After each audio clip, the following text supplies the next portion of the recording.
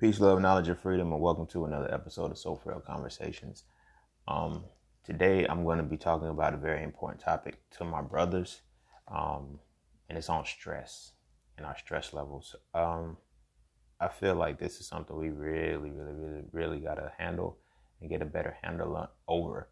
And I personally feel like it's tied to our emotions and our inability to understand it, but a lot of it is still deeper.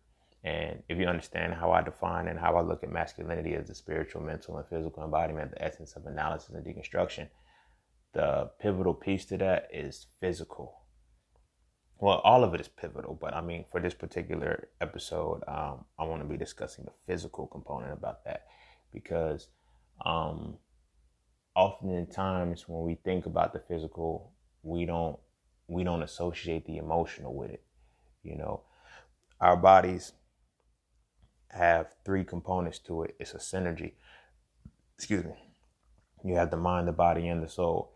And some people think our emotional state, our emotional point is like a fourth tier somewhere in there. But I feel personally, and I'm going to explain why I feel this way, that our emotions are a part of our physical, right? And I'm going to get into that and I'm going to break it all down. But I feel like we need to take better care of our physical, not just, lifting weights and working out and shit, but our emotional side too, that we need to get that health in order to. It's hard to deal with the emotions, and therefore it becomes difficult to deal with stress. This is why we have so many heart problems. This is why we go through a lot of the things that we go through. Just the full mental space and the mental capacity of it all. And I think it's time we shed some light on it and we kind of deal with it, because there's no reason we should be, I see so many situations and cases where, men are dying in their 40s, 50s, of heart failure, heart attacks and shit like that. And I don't feel like that's good. And it's based off of our stress levels, but more than being based off our stress levels, it has everything to do with our emotions. Those kind of go hand in hand. And as I said, I'm express where I'm coming from biologically. For my scientists out there, I'm a little rusty. I am a forensic biologist, but I'm a little rusty because, if you know me, I've been doing things outside of the scientific field for a while, but it's still there. So if I, fuck up a little bit and, call one thing another thing, or don't fully define it correctly, feel free to, check me. Feel free to, that's how we build, that's how we grow, steel sharpens steel. So yeah, that's where I want to go with that. I want to talk about our stress, because this is what we really need to deal with, collectively as Black men, because we're already in a war zone on a regular basis. We're already walking around with PTSD, and we've made a normalcy out of that shit. And it's time to address it so we can heal and we can live longer and have a better quality of life about ourselves. So with that being said, before I go any further, be sure to follow me on Instagram _just_scene_. Be sure to follow my merchandise page at Just Scenes Merch. Be sure to follow my trading course page at Mastering the Market, no S. Be sure, if you're trying to transition to the plant-based lifestyle, follow the 90-day vegan course. Be sure to get my books if you don't have them: So Frail, A Reality to Black Male Masculinity, So Frail 2, Toxic Femininity, and Hitting It Raw, Living the Raw Plant-Based Lifestyle for Life. I also accept donations and tips and sponsorships. All that can be found in the links of your in the descriptions of your podcast. What else? I think that's it. So with that being said, we're going to take a quick break. And then when we come back, we'll discuss stress level. We'll go into the So Frail conversations on stress levels.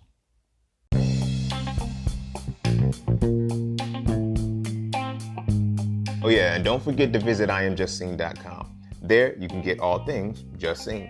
You want to add the So Frail series to your library? Visit IamJustSeen.com. You want to learn how to master the market for serious trading and investing? Visit IamJustSeen.com. You want to get your hands on some exclusive merch like tees, hoodies, coffee mugs, hats, bags? Visit IamJustSeen.com. Are you thinking about transitioning into the plant-based lifestyle? Visit IamJustSeen.com. You ever want to just chat with Seen about anything from simple advice to mentorship? Visit IamJustSeen.com. Anything and everything that is me, you can find at IamJustSeen.com. So just take a quick peek into my world and see why being just seen is nothing less but always more. Because you never really know what you need until you see it. You will never see it unless you visit IamJustSeen.com. All right, welcome back. Stress. That's the silent killer of our people. That's the silent killer of us as black men. And it's really not even silent. It's loud as fuck. But our stress levels are completely fucked up, which therefore fucks with our heart, which therefore fucks with our entire body, right? And when our entire body is fucked up, like we're not functional. We're not functional at all. And it's the stress that we endure. It's the stress that we take in, the stress that we, that we harbor in our bodies, stress from trauma, stress from a whole bunch of other things that we don't release. And it's in not releasing this that we damage ourselves. We damage ourselves. The reason why I connect and I associate the stress with the emotions is because it's like there's a lot of shit pent up within us that makes us have this stress. But in addition to the stress that we have, we're never dealing with our stress. We're bottling it up. And what we do, rather than releasing it, we increase our tolerance for stress. You dig what I'm saying? We increase our tolerance for stress because stress, as I said, is tied to emotion, right? I'll get into that in a little bit, but stress is tied to emotion. And the fact that we never learned how to successfully deal with our emotions or how to deal with them in a healthy manner, we hold our emotions in, which therefore leads to more stress, which is, it kind of makes us a carbonated soda. But in that carbonation, what we do is, rather than allowing the pressure to stop, what we do is, or figuring out a way how to, dissipate it, will increase the size of our bottle. So, for example, let's say you have a 20-ounce soda, right? Shaking up, that's a lot of pressure. That's 20 ounces of liquid, right? Rather than pouring that out and dealing with it, what we'll do is we'll transfer that 20 ounces to a 2-liter bottle. Now that gives us more space for the stress, than from a 2-liter to a 3-liter. You know what I'm saying? So we do these things simply because we don't know how to deal with our emotions. And we're not, I don't want to say stable, but we're not practicing and we're not capable enough of dealing with our emotions simply because when it goes back to us being kids, we're not able to release. We're not able to deal with them, right? The soul connection with the shit is that, I can't think of the podcast episode. I want to say it's the one on chakras. But if you go back and listen to that, I talk about joy and pain.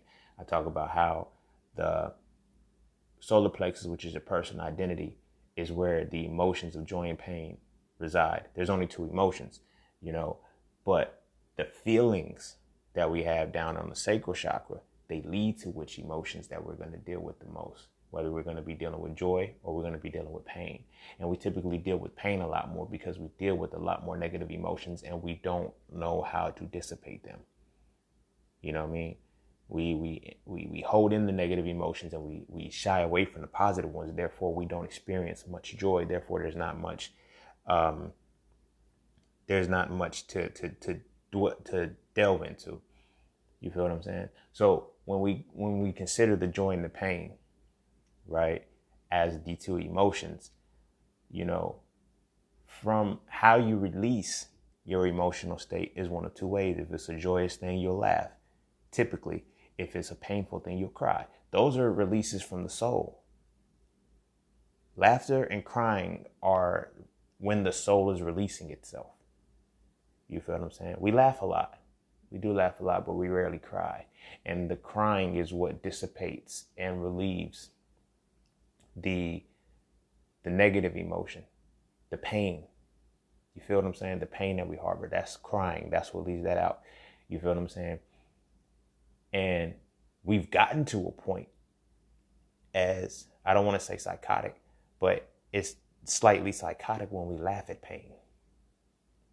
It's not funny, but we laugh at it, which means we make light of our negative emotions, which means we make light of pain. Therefore, we're making a defense mechanism to dissipate, to nullify, not dissipate, to nullify the pain that we feel. You feel what I'm saying? Because we're conditioned not to cry. We're trained not to cry.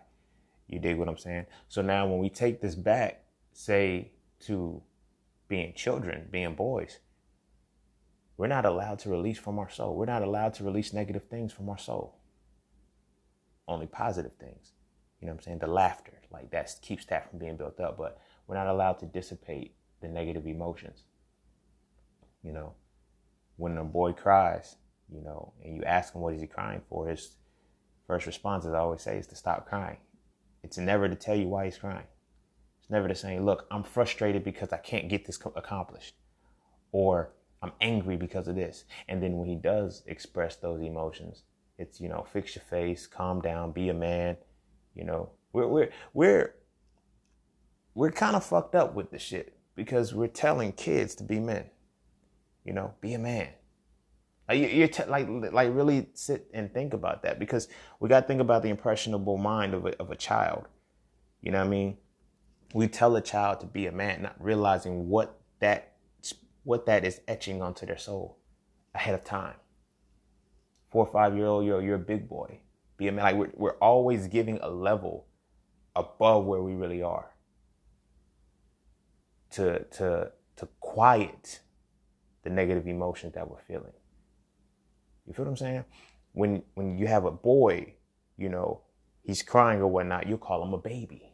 You're like, stop acting like a baby. So he doesn't want to go backwards. Okay, I'm not a baby anymore. I may be a toddler, I may be an infant, but I'm not a baby. You feel what I'm saying? So I'm going to go to the next level and be a big boy. We're never, that sets the tone because we're not set to sit where we are. You feel what I'm saying? It's always go to the next point, go to the next phase. You know, I'm a big boy now. Okay, I thought you were a big boy. Now it's time to become a young man. You feel what I'm saying? We're not able to deal as a big boy while we're a big boy. You feel what I'm saying? And this is all metaphorical, of course, and, you know, just from the example of everything that is there. But that sets the tone for how, when we're dealing with emotion, which is going to lead to our stress, we extend the tolerance. We'll take that 20-ounce liquid and transfer it to a 2-liter because, oh, now that just means that the pressure that I'm feeling means just I need a bigger container. Not I need to get rid of this stress. Not take this same 20-ounce bottle and pour some of the shit out down to 10 ounces and deal with that. No. Keep the same amount, but extend what I'm doing with it. Extend that. You feel what I mean? So that kind of sets its tone. You feel what I mean? That kind of sets its tone. And in not being able to deal with our emotions, we're only operating from half of our physical polarity. And this is why I say that the emotions are tied to the physical. We try to make it seem like it's mental. It's physical, because the physical has its own duality too. The physical body has its duality within it, of masculine and feminine. But in that we have, and I'm going to use this, it's not a word, but I'm using it because the actual word I want to use is associated with emotion. It's going to kind of throw off what I'm talking about. But we have emotional, and then we have nerval. I could say nervous, as in the nervous system, as in the nerves of our body. The nerves of our body are more so connected to the masculine essence of ourselves. The emotions are the feminine essence of ourselves. You feel what I'm saying? But that's off based from the physical perspective. You feel what I'm saying? So follow me on that. So when we incorporate that understanding without knowing that we understand it. You feel what I mean? We stop the emotional point. So this energy, right? This energy that we're feeling from our emotions has to be transferred to our nerves. This is why we're tense. This is why we're so tight. This is why we're so on edge all the time. You feel what I'm saying? Because the emotions that we cannot dissipate, it has to go somewhere. And it goes up and it winds up our nerves. You feel what I'm saying? It winds up our nerves. This is why we're always on edge. This is why we're always on that 10 level. And rather than dissipating it, like I said, we increase our tolerance. You feel what I'm saying? It's like when you're in school. This shit used to happen all the time. Like, I'll get a grade and shit, and then you have that student who will score so high that when the curve hit, it increased everything, but it's like, I'm at the top of the curve, so I don't get much. You feel what I'm saying? I used to, like, when I was in classes and shit, I used to complain to the teacher, like, say I made like a 94. Say the highest grade was like a 96, 97. Like, I made a 94. And like the person who made the 97, cool. It just, you know what I mean? They're like, all right, whatever. But then the curve, it carries all of the people at the bottom. You feel what I'm saying? So it's like, yo, there's not much room for me to move in this shit. So where I'm at a 94, the person who, you know, somebody made a 97, and then that 97 then becomes 100. My 94 only comes up to like a 95, 96. I'm like, that's not fair, because the person that got like the 40, their shit comes up to a 70. They're passing now. You feel what I'm saying? So this shit's not fair. But I'm using that metaphor to explain how the gap between our stress levels and how we extend it is very thin. You feel what I'm saying? If we're stressing at a 9, you feel what I'm saying? Rather than saying, okay, take that 9 and bring it down to a 3, we're going to say, okay, I'm going to take this 9 and I'm going to extend the capacity. So my stress is at a 9. But now I'm going to say, okay, you know what? My stress cap really ain't 10. It's 15 or it's 20. So now I'm psyching myself out to say, okay, what I'm feeling, it really isn't what I'm feeling. So now it goes back to when we're kids. You know, how many times have we been told to fix our face? How many times have we been told to stop crying? Never asked why, never been able to deal with any of that shit that while we're upset. You feel what I'm saying? We wind up in that emotional shit that we're not able to release. Where does it go? It goes into our nerves and it ties up. You feel what I'm saying? It knots us up. You feel what I'm saying? I got a massage one time, and as I was getting the massage, like I could feel the big balls of pressure, just like they felt like golf balls moving through my body. And she was like, and it was funny because like she just kept it real, and I appreciate it. She was like, "Do you ever relax?" I was like, "I'm relaxed right now." She said, "No, you're not." She said, "There's no reason why you should have this much, like she said, what I'm moving around in your body is entirely too big. You feel me? Like coming through my muscles. Like I'm a slim person. So to know that the knots in my body were the size of golf balls. You feel what I'm saying? My upper back, my shoulders and shit. Like to know that they're the size of golf balls is like, she's like, this is not right. Like, do you relax? Do you chill? I'm like, yeah. And the reason why I felt like I relaxed because I extended my stress threshold. I extend it all the time. When I get overwhelmed, I just work harder to increase the gap. You know what I'm saying? I push through that stress. So, you know, it comes to where it becomes a good quality. They try to make it a good quality. Oh, you work well under pressure. You do. Yes, I do work well under pressure. But should I always be under pressure? It's different. Like that concept has to be changed. It's not necessarily that we should be good at working under pressure as much as it is that we should be good at dissipating that energy, that stressful energy that we'll feel when we're under pressure. We're never taught. We don't know how to dissipate the shit. And it comes to not dissipating shit because of the illusion that I'm not feeling what I'm feeling. I'm really not feeling what I'm feeling, or I shouldn't be feeling what I'm feeling. While we're feeling the shit, we're like, I shouldn't be feeling what I'm feeling. You feel what I'm saying? So it winds our nerves up. You know what I mean? Like right now, you can probably drop your shoulders a little bit and you can feel the change. Right now, your tongue is probably at the roof of your mouth. You feel what I'm saying? Your jaws are clenched. Why? Stress. It has to go somewhere. If it's not going out, it's staying in. And when it's staying in, it transfers from the emotional body to the nerval body. You feel what I'm saying? Because it has to go somewhere. And our release is through tears. I'm not saying go, be a boohoo motherfucker and cry all the time. But you'll know, like, crying for real, when you cry, it feels like a good rain.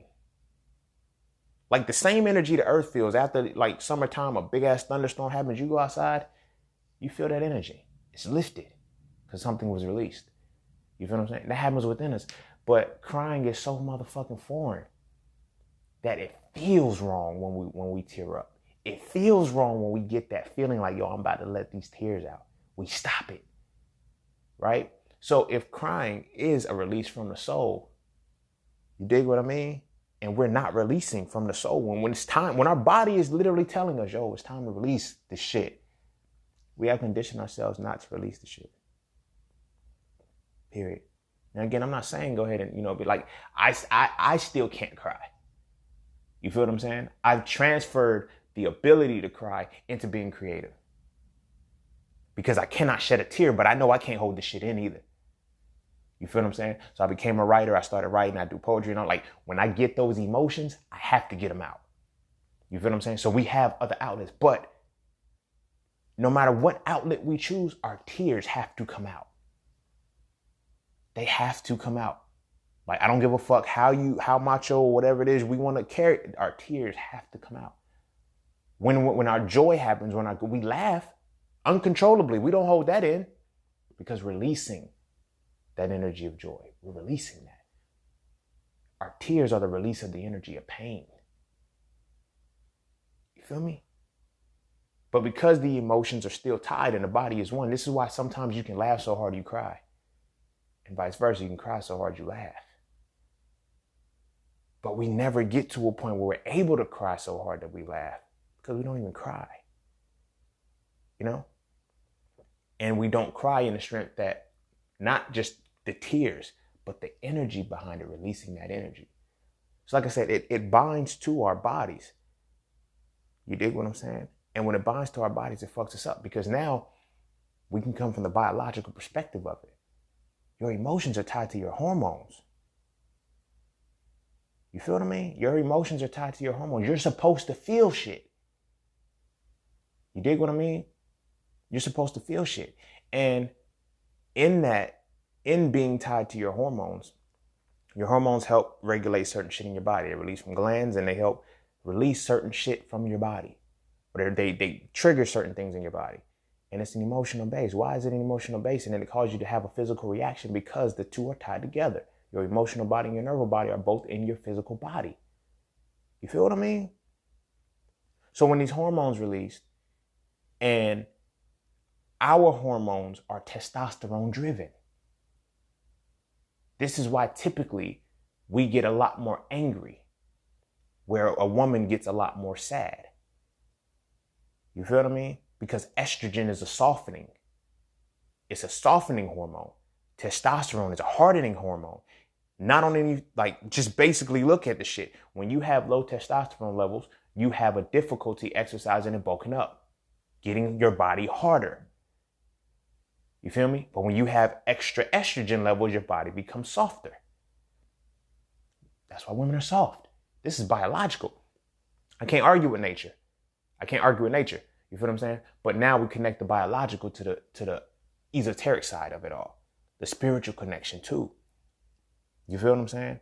These emotions that we're not allowed to feel, holding in rage. This is why when I was young, I had a teacher tell me, I want you to play football. I was 12 years old when he told me that. He said, I want you to play football. I didn't play. I should have. Because he said, you'll make a great football player because you're angry. I said, the fuck that got to do with anything? He said, you have to release that. This is why if you pay attention, some of the greatest athletes, regardless of how much they smile, they say, oh, that person has a certain tenacity about them. They have a built-in anger that they never let go. Now, this could be past life transferred over. This could be a traumatic experience in their childhood. But if you look at it, you may see on the surface, when we look at the Kobe Bryants, when we look at the Jordans, when we look at all these people, we're like, yo, they were phenomenal players. But then when you look at them in practice and you hear some of the shit that they were saying to their players and you hear how some of the shit that they talk, it's like, yo, you're a different person. You feel me? It's because that anger is driving them. That anger is what is transition, because it's increasing their testosterone, making them harder, making them perform better as an athlete. You feel me? So everything goes together. You feel what I'm saying? So that's why, like, a lot of, like, you know, we say, okay, I know that my child might be angry. So we get in boxing, we get in all of these things, but we never get into anything more artistic. We get into everything physical because we understand subconsciously somehow that we have to release this shit. So we go through the physical because we know subconsciously and unconsciously that, yo, this is a physical connection. This is how you're going to release it. You know? So now we go into damaging ourselves to release this shit. You feel what I mean? But it's not necessarily like damage, but it's like, where's it going? Are we really releasing it? No, we're using it as fuel. You feel what I mean? We're using it as fuel. You ever seen a basketball player, somebody, case in point, when Nipsey Hussle passed, Russell Westbrook dropped 20, 20, and 20 perfectly. He had a fuel. He had something wound up within him that gave him a fuel. You feel what I'm saying? When they say it becomes our release. Certain things like Chris Paul, I forgot how many points he dropped in a game when he I think his grandfather passed. But he snapped because he had to release it. His body went into a different state because of the amount of stress that he had just incurred that he did not release. He may have cried. He may have been, but it's like, we can cry for tragedy, but are we ever able to weep? See, weeping is the form of trauma. Weeping is the form of crying that releases trauma. You feel me? You know what I mean? Like I was talking to a homegirl one time, and she was telling me how one day she cried, and she said it was wailing. It wasn't crying, it was wailing at that. I was like, yeah, you released a trauma. It wasn't just a pain, that was trauma. It's levels to the shit. You feel what I mean? But we hold all of that shit in. As men, we hold on. And look, we've been holding it in since babies, dog. Like, really ask a man when was the last time. Like, you feel me? Like, the shit gets crazy. You ask any man when the last time he cried, he don't remember. Some of us do remember, we just don't want to admit it either way. You feel what I mean? But you ask like, yo, when was the last time you seriously cried over something? And then now take it a step further. When was the last time you cried over something you was really supposed to cry about? You feel me? That shit it's so taboo for us to release our emotional pain. Now, I'm not saying, like, again, I got to keep reiterating this. I'm not saying just cry uncontrollably. That's different. That's a whole different dynamic. But I'm speaking in a sense, release your emotions. Release that stress, bro. Release that shit. You feel what I'm saying? We've been holding on shit since we were babies, dog. Since we were kids. You feel what I mean? It was a joke. It was an episode of Martin when they were talking about the last time they cried. You know what I'm saying? It was like, you know, Martin had cried at Beauty and the Beast or whatever the case may be. When him, Cole, and Tommy were talking about it, he was like, I cried. Tommy said, I've cried. And it was like, for real? When? He said, what was it? He said he got his hand stuck in a trash compactor when he was 8 years old. And Martin was like, oh, if you would have said 9, you would have been a straight up punk. Like, damn. See how much negativity is associated with us from releasing our emotions? My man said he got his hand stuck in a trash compactor. Now, his response wasn't, oh, it's justifiable to cry because you got your hand stuck in a trash compactor. He said, no, it was okay because you were 8 and not 9. Because if you were 9 and got your shit stuck in the trash compactor, oh, you a punk if you cry still. Like that, it still ain't a trash compactor. You feel me? It's just crushing you. But it's like, it's little shit like that that has been caught up in us since we were babies, man. Since we were kids. And like I said, it's always pushed to go to that next level. That's a perfect example of the shit. You know, at 9, you can't cry for some shit like that. You feel what I mean? Because now I am the big boy, but now it's time for me to be the man. Now it's time for me to be a young man, the teenager, the preteen. Like, I got to operate from a higher level before I even understand the one I'm at right now. So I'm learning to understand the level that I'm at the level before I'm supposed to. You feel me? Since kids, we were like this, you know? Oh, you're a big boy, don't cry. Okay. And we wonder why we walk with our chest out, because we keep all the tension stuck in our chest. Our chest and our backs. That's where all of this shit is. That's where all of this shit is. Our chest and our back.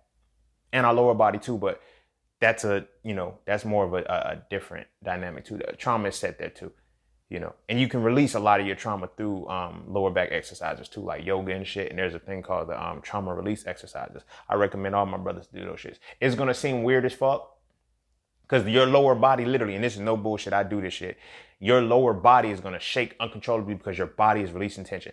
One of my homegirls put me onto this shit.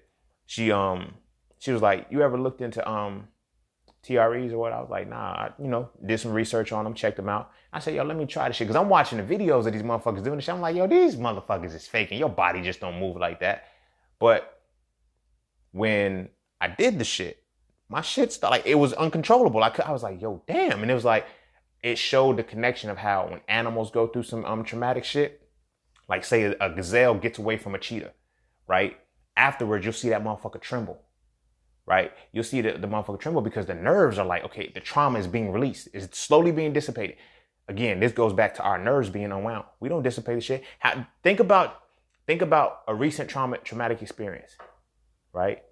Right now, you're probably thinking of a great magnitude level. Like, I ain't really go through none of that tragedy. You thinking our levels of trauma have been so extended that the only thing we can think of is death as a traumatic experience. Death or near death. We don't think about heartbreak. We don't think about some of the smaller shit that causes trauma. We automatically extended it to the point where ain't nobody died recently, or, you know what I mean, I didn't get physically damaged like car wrecks or anything, like, so there's no trauma.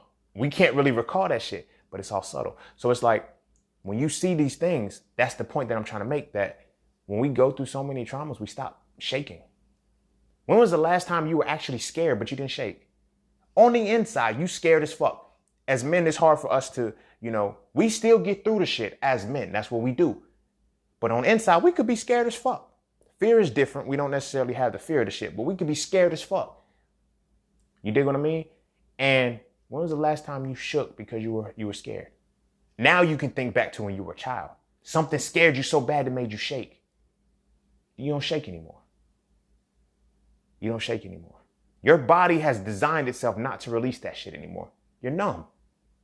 It automatically stores that shit in your nerves from the jump, because now it's like, you know what? You don't release, so there's no point in me going through the release mechanism.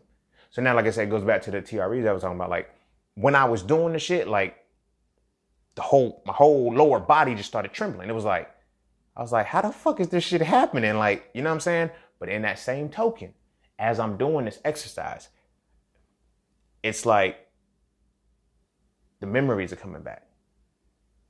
Shit that I didn't even know was like, I was like, that was traumatic. Okay. The shit that's associated with some of these things, it was like, it was just held in. You know what I mean? I've dealt with trauma. I've stored trauma in my body for so long that it's normal now.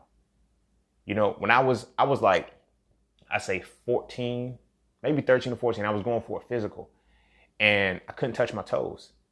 And the doctor, I never forget, she was like, yo, you're stiff as an old man. And I was like, hey, it is what it is.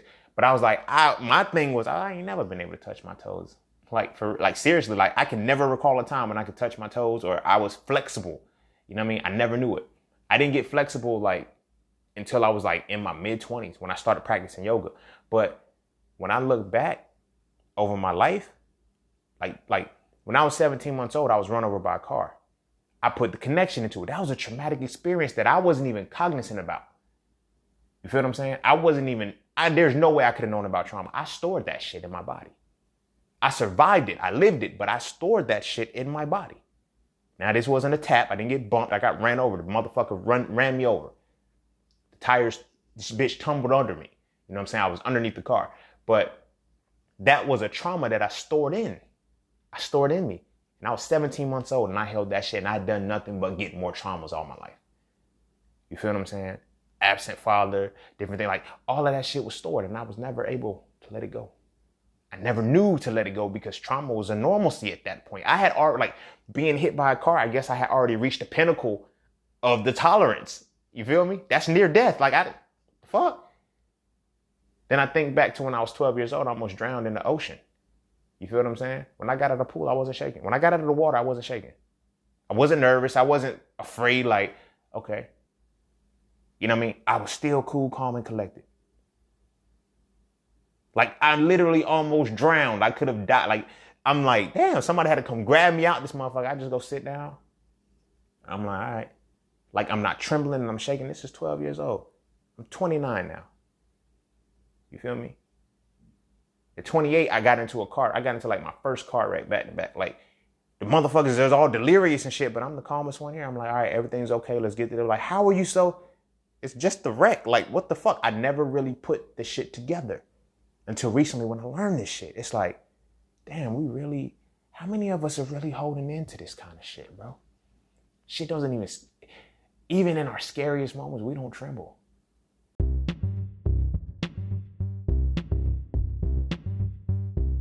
Hey, huddle up, broskies, because it's time to elevate. The secret to evolving masculinity is to define it, understand it, then apply it. The So Frail series defines masculinity as the spiritual, mental, and physical embodiment of the essence of analysis and deconstruction.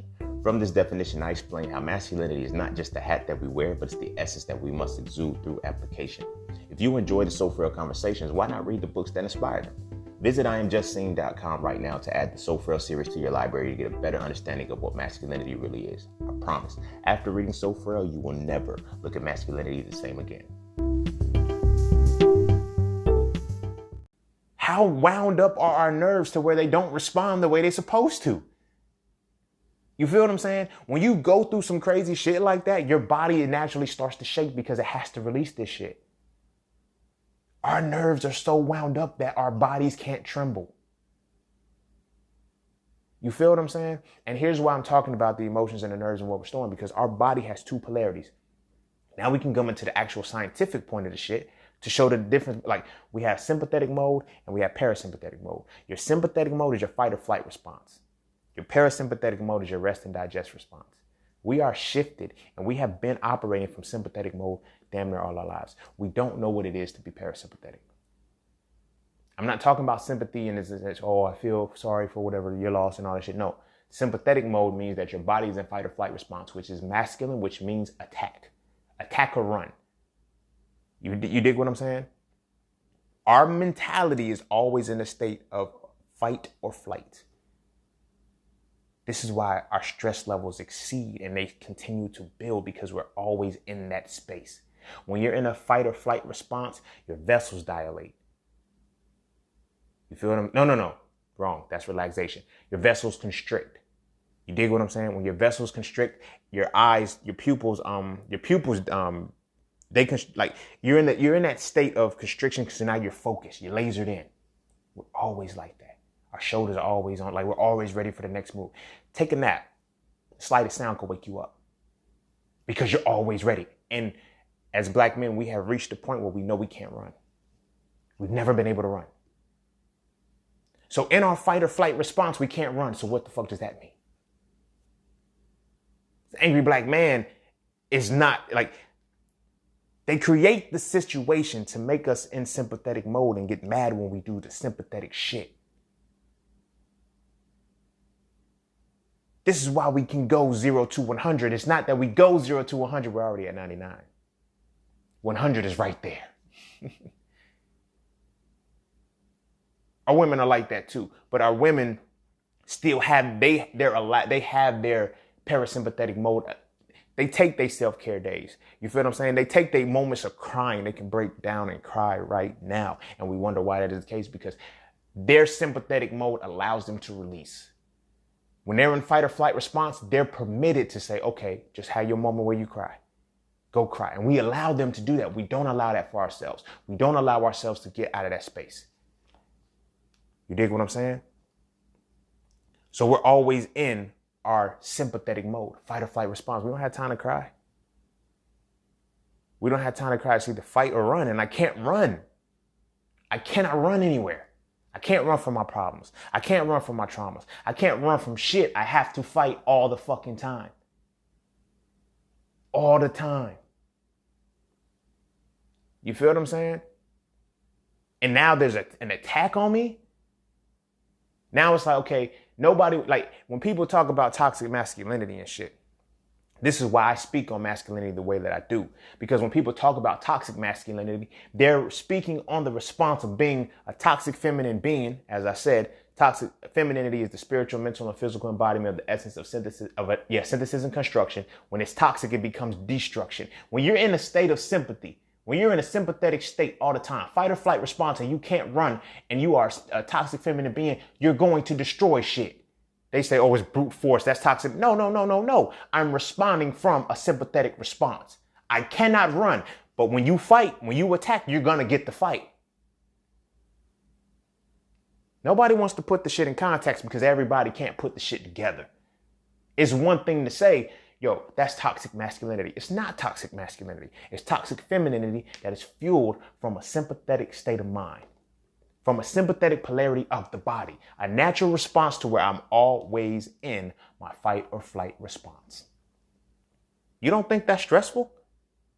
From a kid, I know men have to be protectors and providers. I have to be protector and provider. I'm cool with that. I'm not mad at that shit. That's what we're built for. Our bodies are built for the shit. You feel what I'm saying? I'm not one of those motherfuckers on the gender neutrality shit. Hey, we're built this way for a fucking reason. I'm supposed to be able to be the protector. I'm supposed to be able to scrap a motherfucker down. You feel what I'm saying? Certain shit like that is supposed to happen. But in that same aspect, I don't know when I'm not supposed to be. You feel what I'm saying? I'm not allowed to not be a protector. You feel what I'm saying? I have to follow in my, I have to learn how to protect and provide from my father. Right? But he doesn't give me the ability to be the learner. He starts me off on his level and go ahead and match him. Those are hard. Those are big shoes to follow. We got to take our sons in. And if our father's not there, I naturally assume this role from the beginning. You feel what I'm saying? Naturally.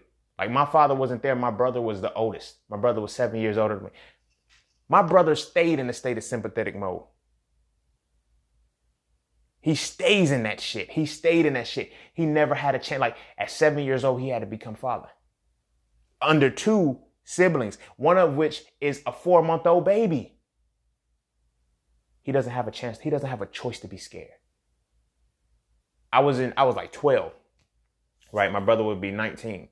I was, slap boxing with this dude or whatnot. And well, we weren't slap boxing, we were shadow boxing. And, we weren't supposed to be hitting, but he was older. Like I always like to spar and try to challenge myself with other people. So he's like 15, bigger than me and everything. But I'm like, yo, I'm gonna go for a challenge. He punched me in my eye. So when he hit me in my eye and shit, first instinct, go get my brother. Right? So I go get my brother. I'm like, yo, he punched me in my eye. My brother, all right, go beat him up. I was like, what? He said, I'm not fighting that boy for you. Cause dude 15, my brother 19, I get it. I get that perspective. But I'm like, yo, you my big brother. You feel what I'm saying? But then it hit, like years later, it hit me like, my brother ain't never had nobody to go get. Nobody. He had to do that shit on his own. Scared at all. And I used to think like, yo, my brother's fearless as fuck. Like he ain't afraid of nothing. No, he's traumatized. He's walking around with PTSD in a sympathetic state of mind. And he has to protect and provide. All the time. We don't get that day off. We don't get that day off from it.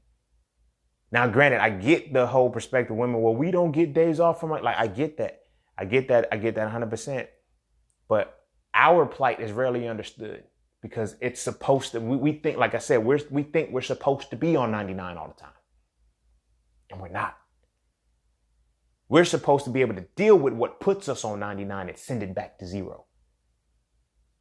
You feel me? And that's where the shit fucks up. So now everybody's talking about, man, like I seen so much shit where I seen this post on Instagram where a motherfucker said a straight black man is gonna be the destruction of the black family or the black home or whatever the case may be. I'm like, how, like, why is that the target? You feel what I'm saying? And I realized that the more you don't conform to the destructive shit of your life or the destructive shit for your people, the more stress you incur.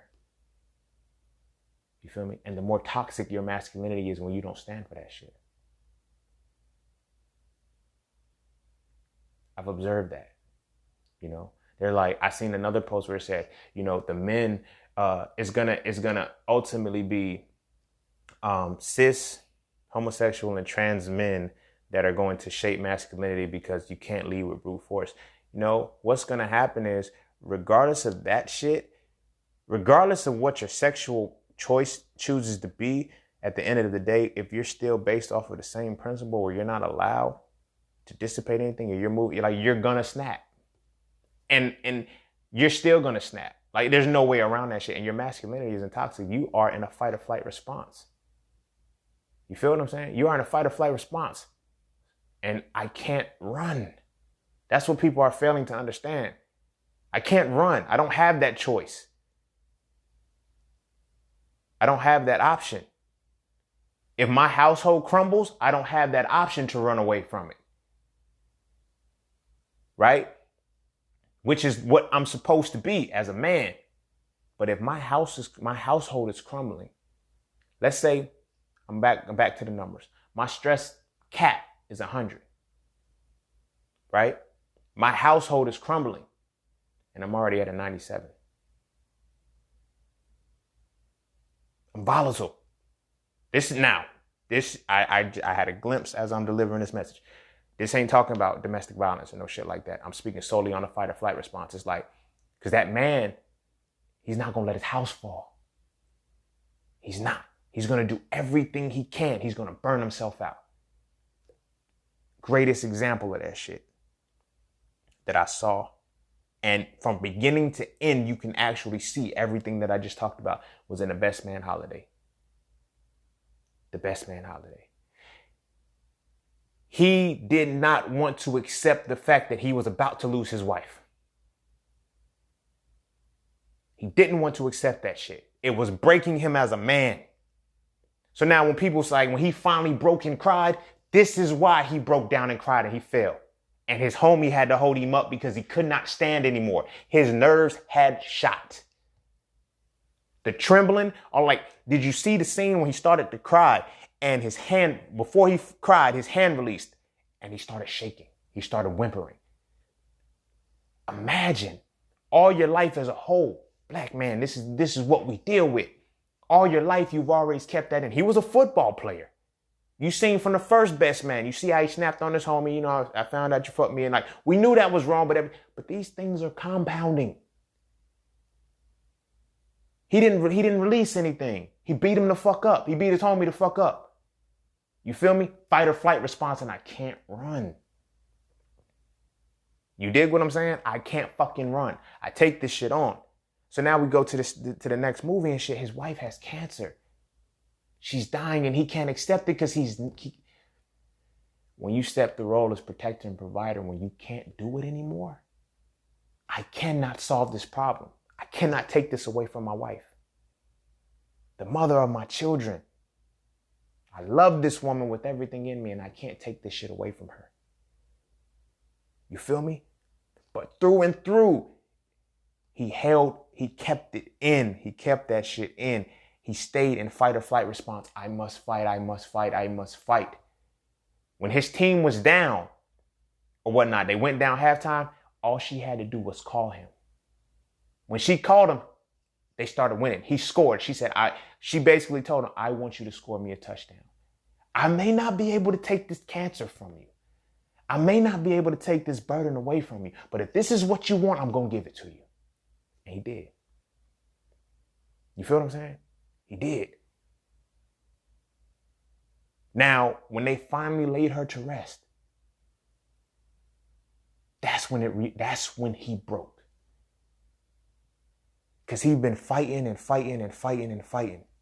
I'm going to figure it out. No, it's not the end. You're going to be okay. It's like he could not come to terms with the reality.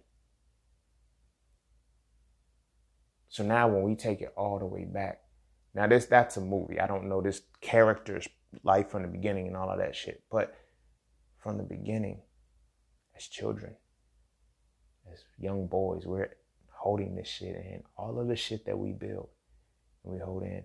So now when we get in our 30s, we get in our 40s, and we're tired of fighting, what happens? You feel me? What happens? And then what about us who aren't tired of fighting? What does that do to we get our heart attacks, strokes. You feel me? That shit is really that deep, because now we're not able, because we stay in sympathetic mode. We don't even know the practices to move us into parasympathetic mode, which is rest and digest. Rest and digest is it's so necessary in our bodies, because your resting and your digesting phases when you're able to process shit. Those emotions that have your nerves wound in sympathetic mode, you have to move in a parasympathetic mode to release that shit, to digest it, to process it. We don't even think about it anymore. We just stay on 10. And then extend to 12 if we need to. Extend to 20 if we need to. You feel me? When we're no longer able to do the things that we once did to alleviate the stress as best as we could, what happens? Heart attack. Your body can't take it anymore. Your body cannot take what your nerves have. It can't. It can't. So much so, like when you look at a stroke, it completely shuts down a side of your body. The nerves of your body have done so much, they have stored so much that they can't store anymore, and they shut down. That's a stroke. I got an uncle, strong man.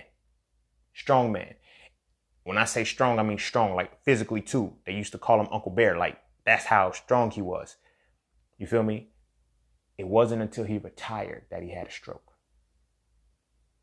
Reason being is because as he worked in construction.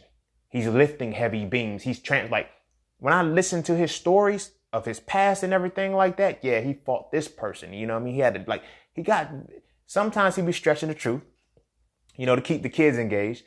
But at the end of the day, it's all of that shit that he stored. You feel me? He tells me stories where he remembers, like, they ate this stuff called bread pudding. You feel what I'm saying? He's like, yo, there was times when we was hungry and I had to do what I had to do. He said, I remember I didn't have a job and I just wrote all my information and my skills on an index card. He said, I just went around to different places and handed them out. Again, as a man, fight or flight response, and you can't run? And he was this way all his life. All his life. A tornado or a hurricane, one of the two, it came and it knocked a tree down over into his, now this is after retirement. It knocked the tree over onto his garage. His garage collapsed. He got the tree chopped down and built the garage back up by himself. So when he had a stroke and they're telling me about it, it's like, yo, the doctor said he had 2 back to back. I said, most people don't even survive 1, and he had 2 and he's still alive. His body couldn't take it anymore. And now he was finally, when he retired, he no longer had that outlet to release the shit as best as he could. How many of us have no outlet? It's deeper than just talking. It's deeper than talking. Talking is cool. Therapy is cool. I'm not knocking that. Do that. You feel what I'm saying? But we got to start releasing this shit that has our nerves wound up. We have to. It's killing us. You feel what I'm saying? We can't play basketball all the time. We can't box all the time. We can't lift weights all the time. Because it comes a point where we in there overexerting our bodies because shit's not working. You feel what I'm saying? The shit's not working. We're getting bigger. We're getting stronger. Our bodies are getting in tone. But the purpose of us doing it is not working. That release, that energy, it's not going anywhere. You feel what I mean? I remember one time I had got real, like I had my own, I was young, I had a weight set in my backyard, but I had like curl bars. I got so mad one day that I just racked it and I just kept going. Like literally, there was so much that I was letting go that I didn't know that my arms was turning red and I could visibly see them. I shouldn't have been seeing myself turn red, but I can visibly see myself turning red. You feel me? That was just one circumstance. Not even counting all of the other shit that I had already stored in me. You feel what I mean? Stress is deeper than that. Like we got to learn how to move our bodies back into sympathetic mode. Parasympathetic mode, out of this sympathetic mode shit. You feel what I'm saying? When the slightest nerve, like we could be knocked the fuck out. The slightest sound could wake us up out of our sleep. Like we laugh and we joke about how, when our parents are knocked out on the couch and we come change the channel there. I was watching that. The slightest change in the atmosphere. Do you know how sensitive your nerves have to be for a changing of a TV channel to wake you back up?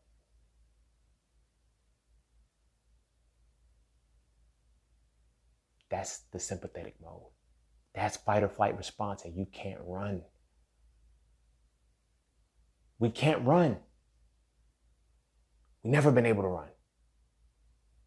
And we've never been able to run because we've never been able to put ourselves in parasympathetic mode. And now this goes back into what I was saying earlier about the emotional versus the nerval. Your emotional side is your parasympathetic side. It takes emotions to learn how to release shit. You feel me?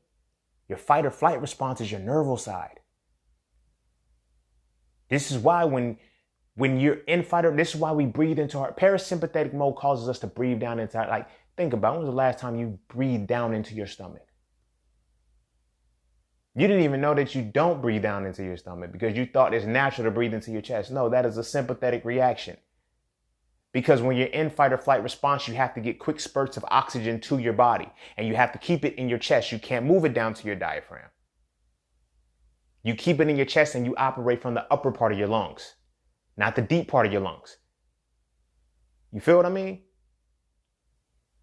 How many of us are stuck in that shit? We breathe in our chest. Like you're probably breathing in your chest right now while you chilling. Think about that shit. Chilling, listening to this, and you're breathing into your chest, not your diaphragm.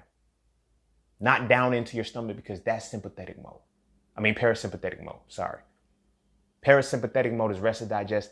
That is the point where you are breathing below your chest, not to the top of your chest so you can get just enough oxygen to move through your body to keep your shit functioning.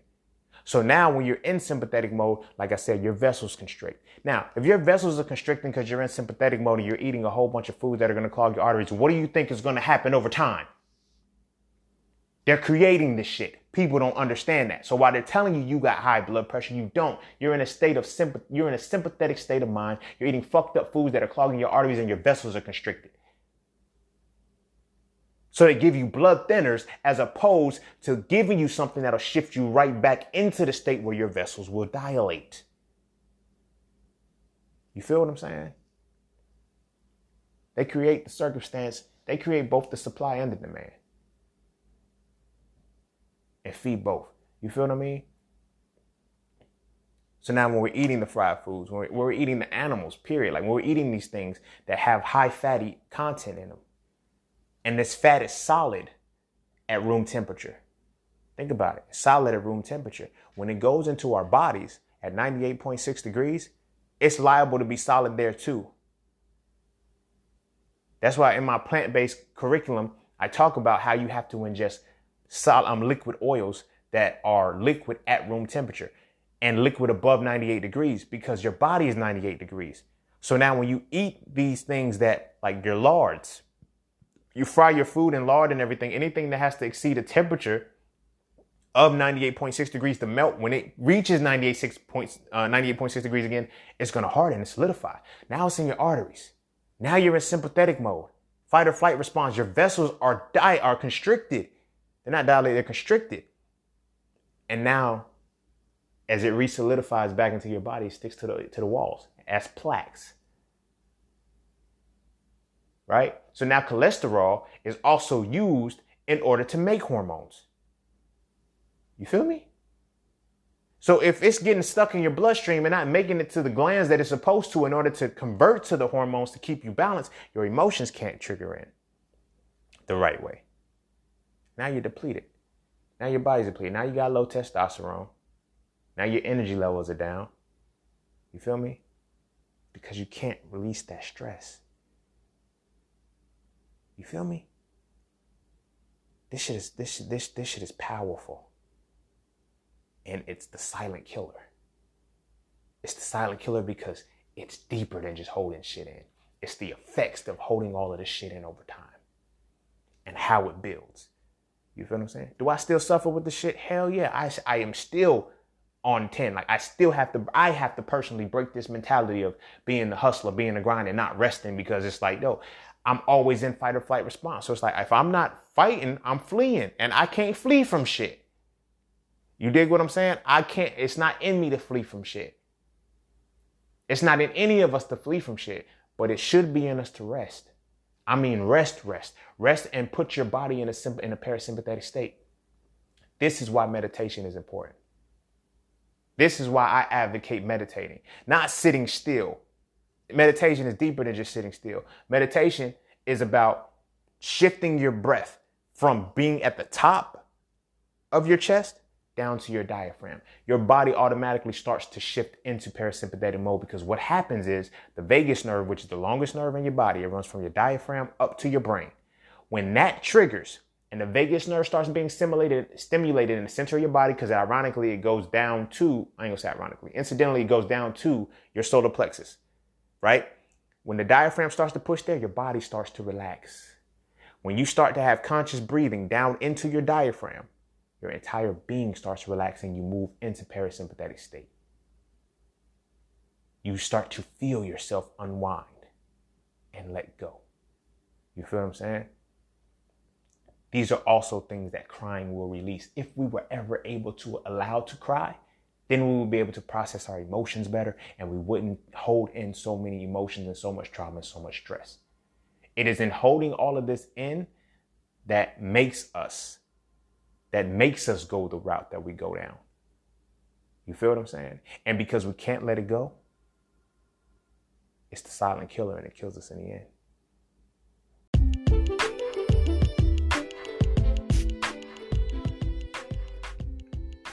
And don't forget to take a moment to go get your exclusive merchandise from Just Scenes merch. At Just Scenes, each piece is specifically crafted with positive imagery and symbolism. From the titles and designs to the descriptions, each style gives you something to feel great about. With everything from hoodies and tees to coffee mugs and tote bags, we have something for the entire family. So be sure to get yours today. Find us on Instagram at Just Scenes merch and get your merchandise right now.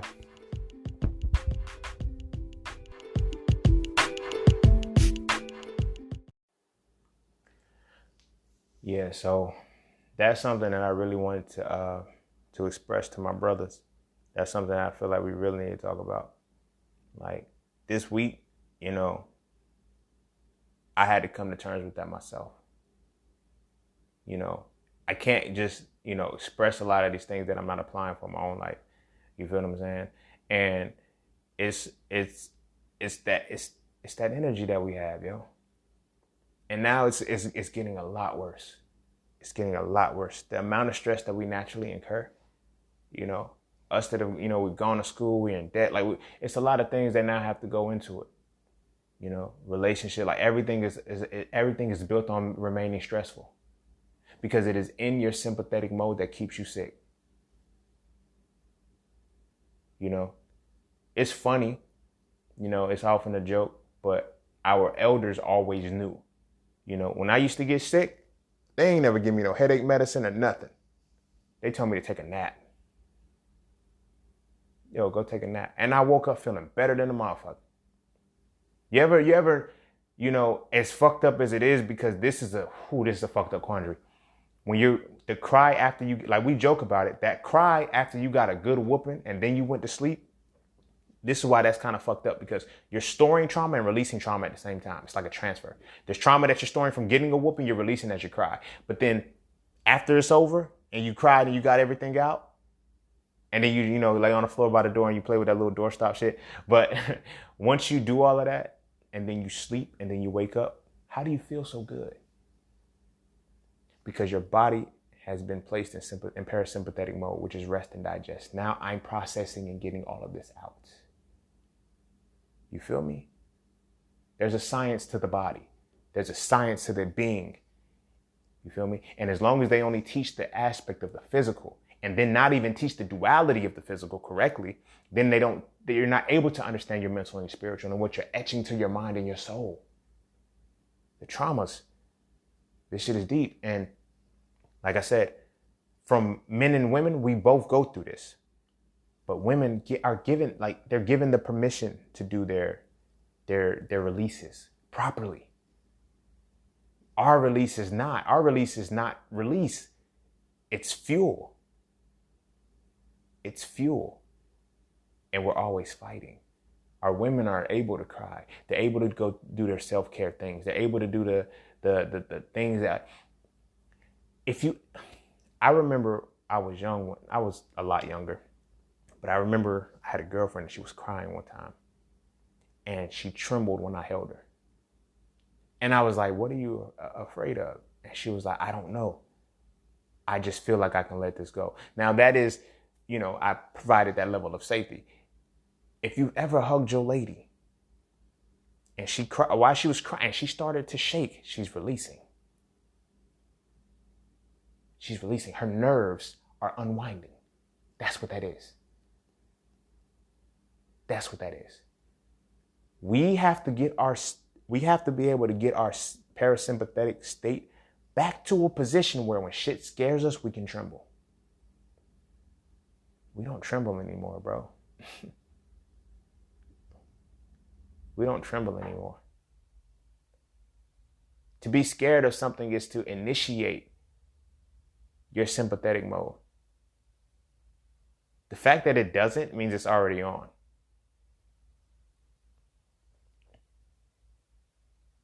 Like after the traumatic experience or whatever it is, like we should be trembling and shit. We don't do that shit anymore. Because being scared triggers the response and your body's function to go into sympathetic mode. And then from triggering that aspect, what has to happen now is after the event is over, our bodies are supposed to shake and dissipate, and they don't. They don't. You feel me? We're walking stress balls. We're so built up. You feel me?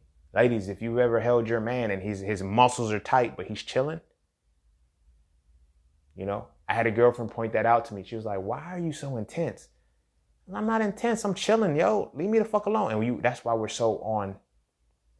I can't run, so I got to fight. Are you attacking me right now with what you're saying? No, I'm just asking the question. Like, this is why we respond the way we do. This is why we respond the way we do. We're in a state of sympathetic mode continually because we're always stressed, because we won't release it. We won't and we can't at the same time. So what we now have to do is we need to take this to the next level. These are two practices that I recommend that I am using and implementing in my life. I meditate. Okay. When I meditate, I'm not meditating for some kind of, like, I'm not on that type time where, oh, I want the ancestors, the guys to talk to me. No, I'm trying to calm my nerves down. I meditate because I understand that when I do, my sympathetic mode is turned off and my parasympathetic is turned on. You feel what I'm saying? I got people who say, and this is going to make sense finally to somebody who wonders why this happens. Every time they meditate, they get sleepy. or they fall asleep. The reason why that is because you have shifted your body into parasympathetic mode, which is rest or digest. You are so wound up that your body is now able to rest once you do that. I got friends who are like, I can't get past 5 minutes before I start yawning and shit because your body is now in a, like, we sleep through sympathetic mode. That's not possible. You're not supposed to be able to sleep through sympathetic mode. So regardless of how they say, make sure you get 8 hours of sleep a day. 8 hours of sleep don't mean shit if you're sleeping through your sympathetic state. This is why you still wake up tired as fuck. Because you're not resting. You feel what I mean? You're not resting. So what you have to do is, like I said, so one of my first go-tos is meditation, but not in meditation in the sense of I'm trying to clear my mind. My mind will clear itself when I shift it back to parasympathetic mode. That's what you have to understand. I actually have a podcast on meditation. So checking this out and then going back to that bridges the gap and puts things together. But when you're meditating and you're trying to calm your mind, don't try to calm your mind. Breathe the right way. That's why breathing is a quintessential piece, because breathing is the only automatic function that we have that we can consciously control. You breathe by yourself. You're going to breathe regardless, but there comes a point where you want to take that over, you can control your breathing. That's why, because it shifts you from sympathetic mode to parasympathetic mode. Once you're in parasympathetic mode, your body starts to relax. Your nerves start to unwind. When your nerves start to unwind, you start to notice where your tension is. You feel what I'm saying? That's why when you start meditating, the first thing you want to do is move. You can be still all day long, but when you start meditating, first thing you want to do is move because your nerves are unwinding. You feel me? Your nerves are unwinding. So meditation, it works because it's stimulating your vagus nerve, which is sending it back up to your brain, and it's causing your entire body to relax now. And when your body starts to relax, if you get sleepy, go your ass to sleep. Simple.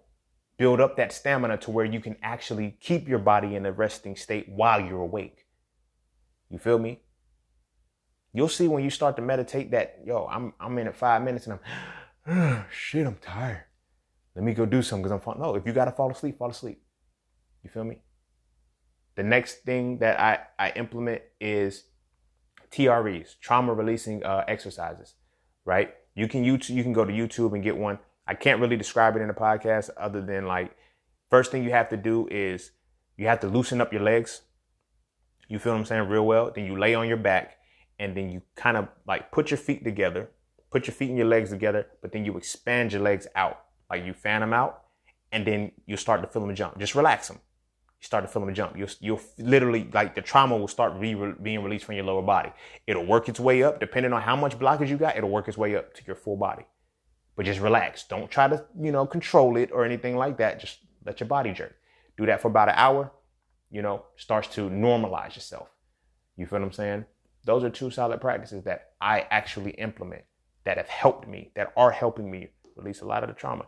And you'll get certain things in your head. You'll be like, damn, I did go through that shit when I was a kid. I forgot about that shit, but I didn't even know that it was a traumatic experience. You'll literally be starting to see shit and you'll be like, if it's making me do this, I stored it as a trauma.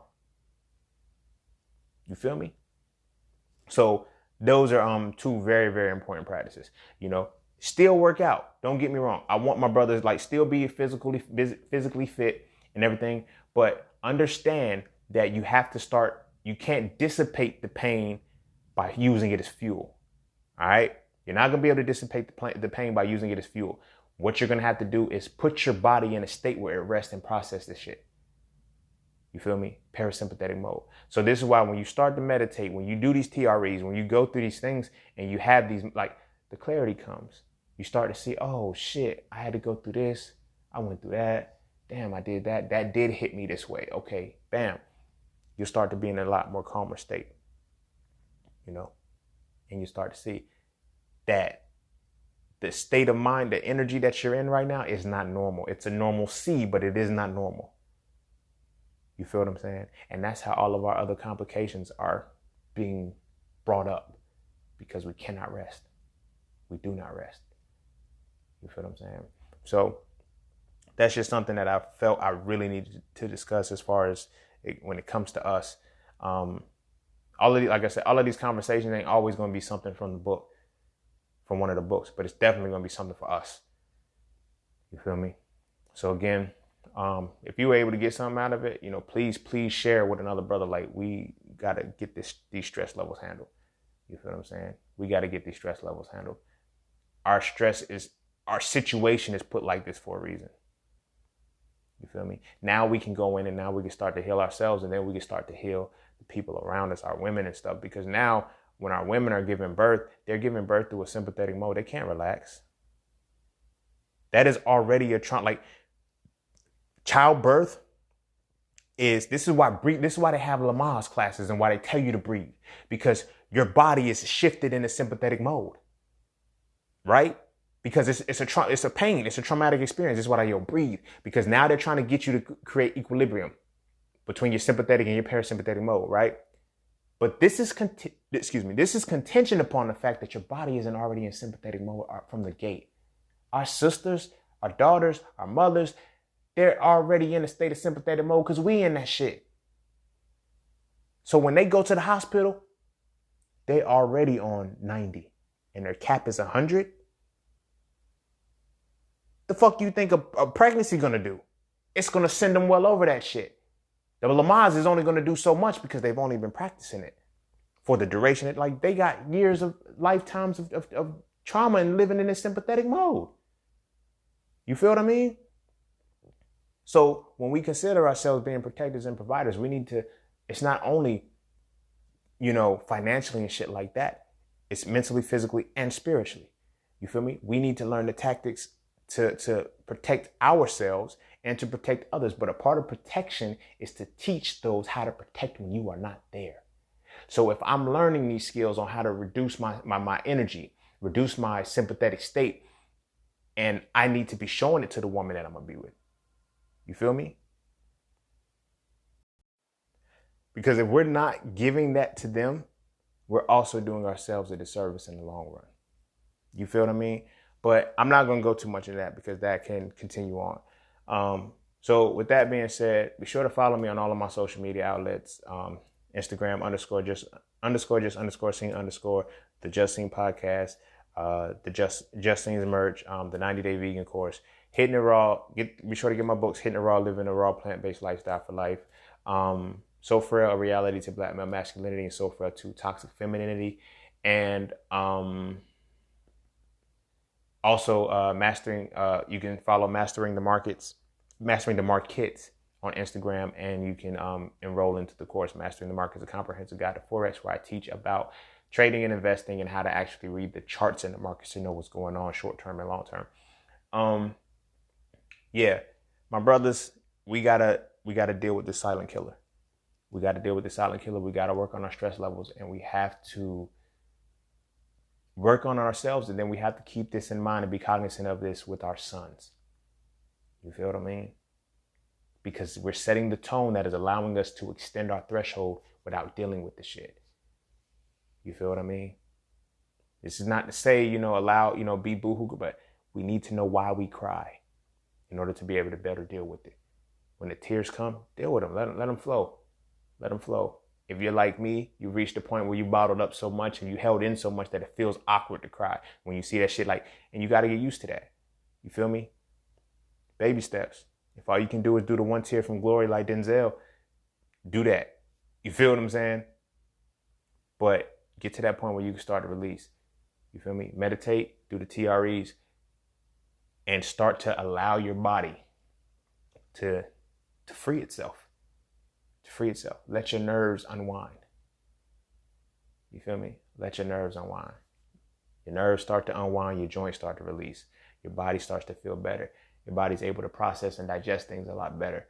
And you'll start to function a lot better on your mental and physical space. As I said, also understand that with the sympathetic mode, you're in your nerval state. Within your parasympathetic mode, you're in your emotional state. You got to learn how to deal with your emotions. If you don't know how to deal with your emotions, they're going to wind up. They're going to shift over to that's where they're going to be stored, in your nerval side. So that way they can dissipate. But if you're not dissipating, then what are we doing? So with that, love and light. Love and light. That's not even my shit. With that, I love y'all, man. Be sure to kiss your babies. Make sure they eat their vegetables. And if you feel compelled to share this shit, please share this shit. My brothers, we got to change. Peace, love, knowledge, and freedom. I'll see y'all on the next one.